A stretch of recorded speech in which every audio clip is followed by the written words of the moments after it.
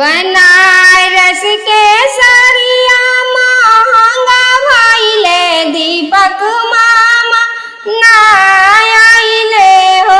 मामा हवन में हरि मऊगा में हरिया चढ़ के ना आइले हो।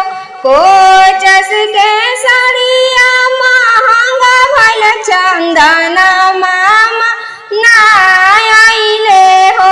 मामा हवन में हरि मऊगा में हरिया छोड़ के ना आइलन हो। कुदर के सरिया महंगा भइले अमिता मामा ना आइले हो। मामा हवन में हरि मऊगा में हरिया छोड़ के ना आइलन हो। बनारस के सरिया महंगा भइले विकास भैया ना आइलन हो। भैया हवन में हरि मऊगा में हरिया छोड़ के ना आइलन हो। कुदरा के सरिया महंगा भइले दीपक मामा ना आइलन हो।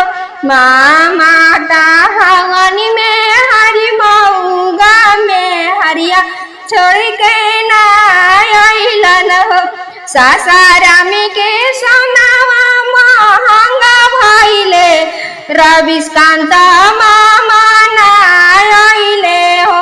मामा हवन में हरि मऊगा में हरिया छोड़ के ना आइलन हो।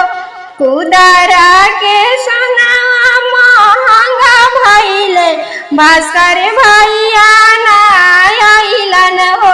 भैया हवन में हरि मऊगा में हरिया छोड़ के ना आइलन हो।